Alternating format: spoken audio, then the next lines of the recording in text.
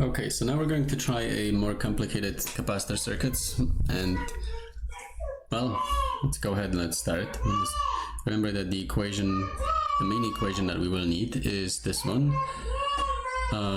C equals Q over delta V. And the process is the same as with resistor circuits. We're going to simplify this. We're going to draw intermediate circuits. So let's get going. Now we know how to simplify this. That's pretty easy. Now let me use this. Let's make this big enough though. So big enough to be clear enough. So maybe what we'll do is okay, well actually that's not what I want, because I know that I can simplify this whole box into a simple capacitor here. Then I have this capacitor, so this one stays. Then I can simplify the next box into one capacitor. Then I'm going to keep this capacitor here, that stays, and then I'm going to keep the 2 farad capacitor, and then this last box, I can simplify that last box into one capacitor, and so that will do. Now let's put some numbers on this. So this is still 1 farad, that comes from the previous circuit. This is 3 farads, comes from the previous circuit. This is 2 farads. So I just copied these 3. Now when it comes to this one, so this one here represents these 3, and to figure out what these 3 are, I would just add them up, because in parallel, so I'm going to put this here once and then I'll get rid of it. In parallel, CEQ is C1 plus C2 plus C3 plus however many I have. Now in this case I have 3 of them, so this would be 2 plus 3, 5, 5 plus 4, that's 9, so I have 9 farads on this capacitor here, which represents this box. Now here I have 3 capacitors which are in parallel. I just add them up, so this is 3 plus 2, that's 5, 5 plus 4, that's 9, so I have 9 farads. Here I have 1 plus 2 plus 3, so this gives me 6 farads. I have 6 farads here. So now remember, resistors in parallel, that's 1 over plus 1 over plus 1 over. Capacitors in parallel, you just add them up. I'm going to get rid of this because I don't need this here, so it goes away.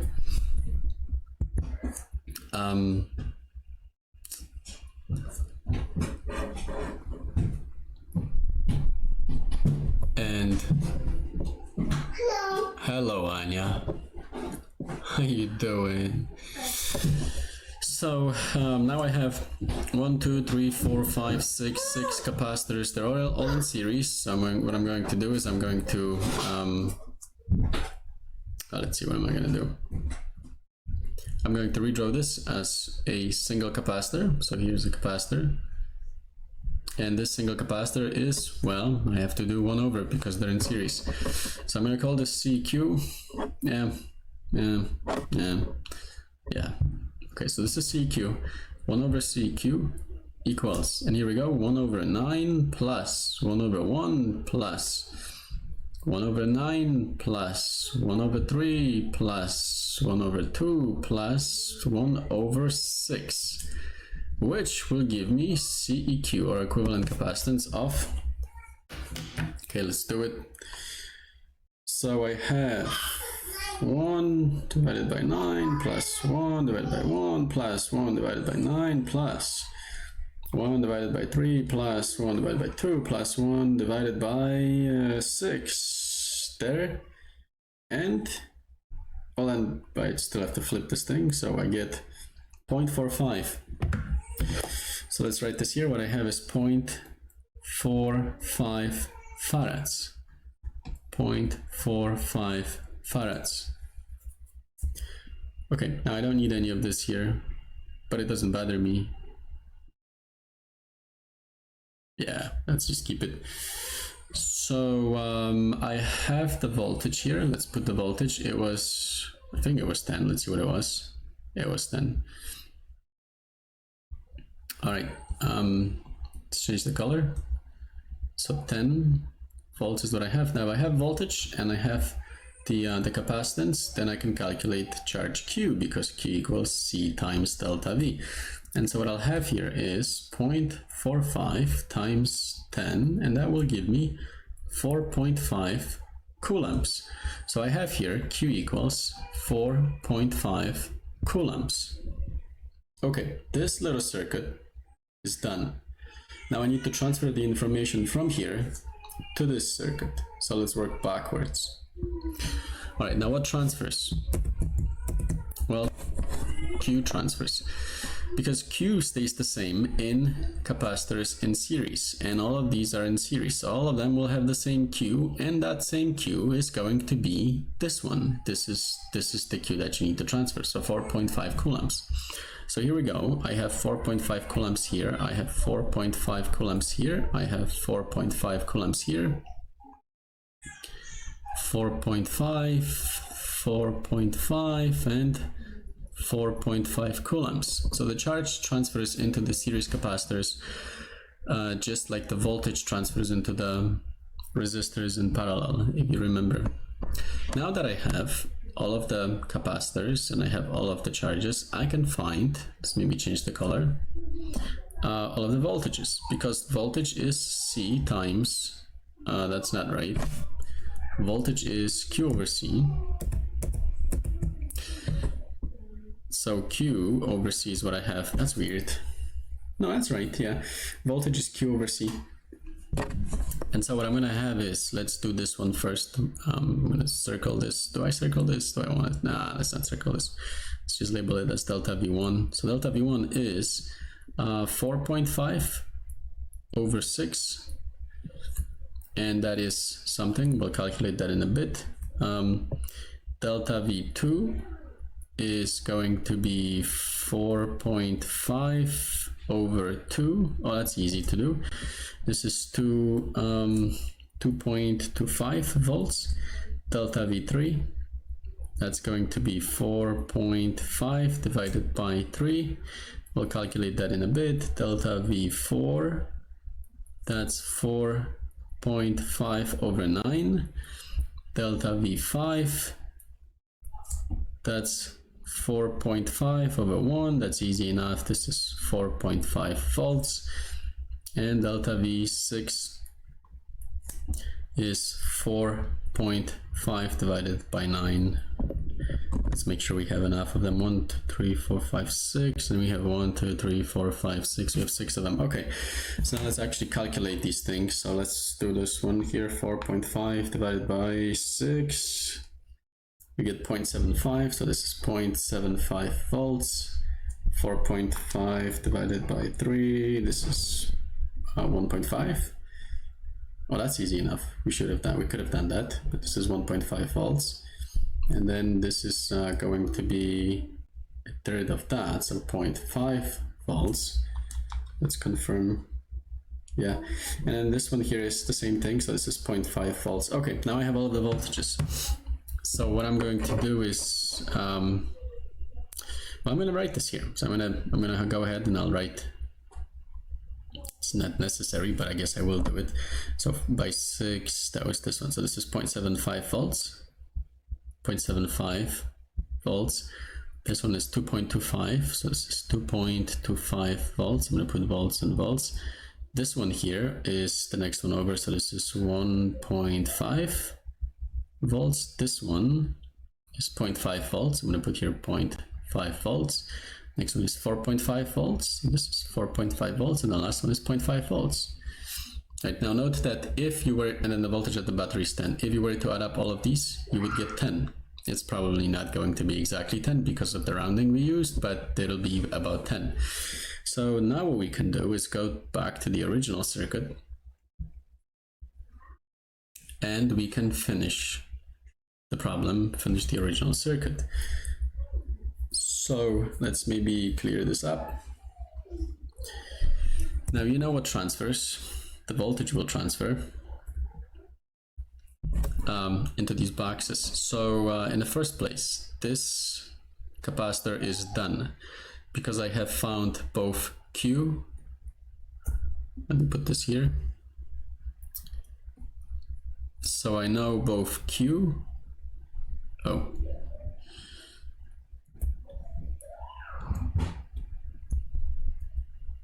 Okay, so I know both Q and I know delta V on this capacitor here, on a 2 farad capacitor, right? Q was 4.5 and voltage was 2.25. So this one is done. This one is also done, and this one is also done. So I don't have to worry about this one, and this one. These are finished. I still have to figure out what's happening on the inside of this box, on the inside of this box, and on the inside of this box. So let's do, let's make some room. I'm gonna get rid of all of that because I don't need it.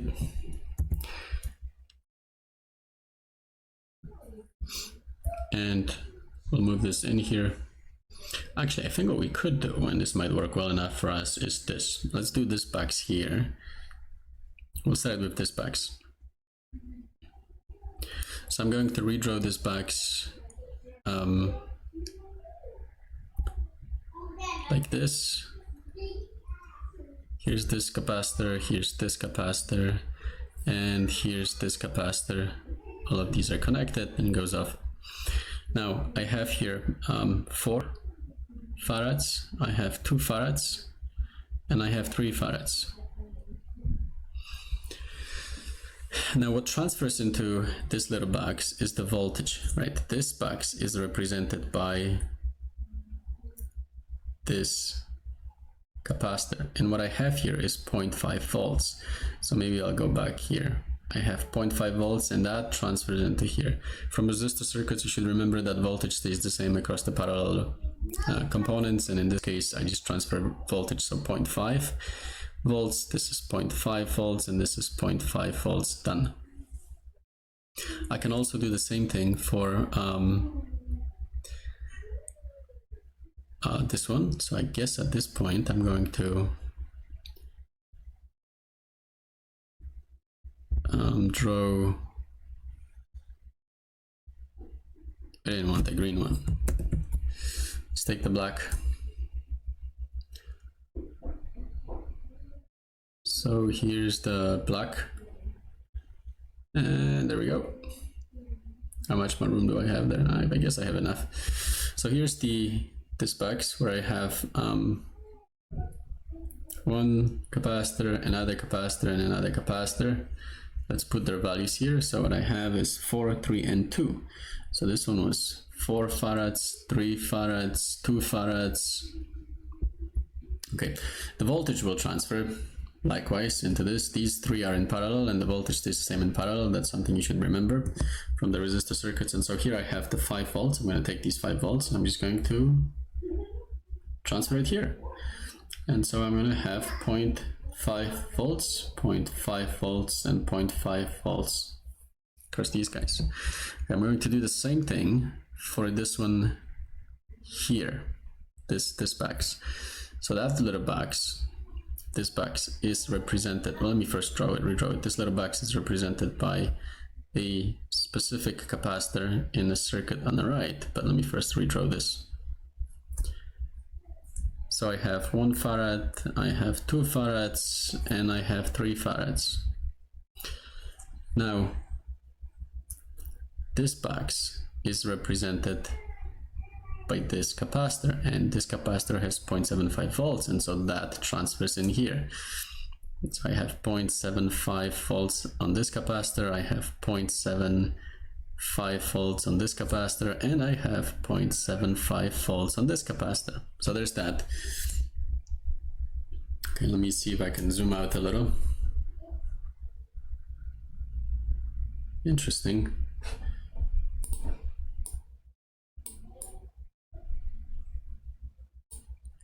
So this box, we're working on it here, this box, we're working on it here, and this box, we're working on it there.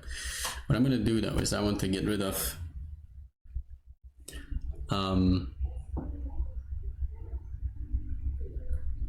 these lines so that this is not as convoluted as it looks at the moment. So let's clear this up. That goes. Didn't go. We'll try again. There.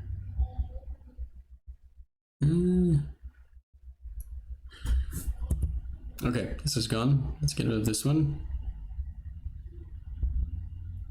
get rid of this one. And let's get rid of this one. Okay, now that we have transferred the voltages, what we can do is we can figure out the only thing left really to figure out, which is the charge. So we put here Q. Now the equation is Q equals C times delta V.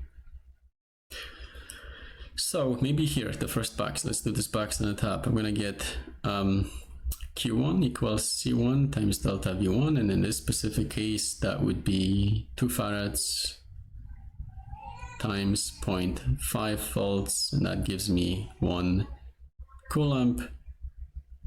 Q2 would be C2 times delta V2, and that would give me 3 times 0.5, and that gives me 1.5 coulombs. And then Q3 would be C3 times delta V3, and that would give me 4 times 0.5, which is 2 coulombs. So I have now, I know that this is 1 coulomb, I know this is 1.5 coulombs, and I know that this is 2 coulombs. So this box is done. Next box, Q, let's call this Q1 on the top again, and this is going to be C1 times delta V1, which in this case is going to be 3 times 0.5,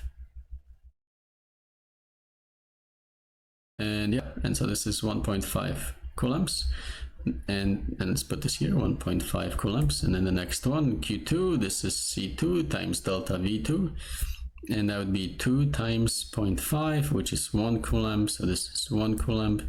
And then here's Q3, Q3 would be C3 times delta V3, which is 4 times 0.5, and that would be 2 coulombs, so this is 2C. Okay, and then the last thing left is this little box. So maybe we'll do it on the bottom. Q equals C1 times delta V1, which would be, we have 1 times 0.75, that's going to give us, well, 0.75 C, so this is 0.75 C, and here's Q2, which is C2 times delta V2, and this would be 2 times 0.75, so 3/4 of 2. Oh yeah, 1.5, so this is 1.5 C, so I'm going to put here 1.5 C, and then here's Q3, which is C3 times delta V3, and that would give me 3 times 0.75, so 3/4 of 3, 2.25. So this is 2.25 coulombs. I'm going to put here 2.25 coulombs. All right, and with that we have finished. We have found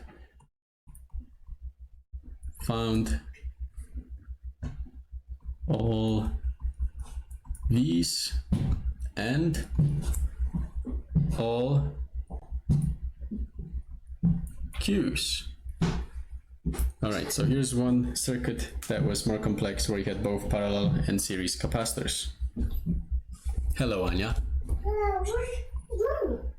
Oh, I don't know where Mommy is. I'm right here. Oh yeah, Mommy's over there. Over there. You just walked out of the room. Oh, yeah. I walked out of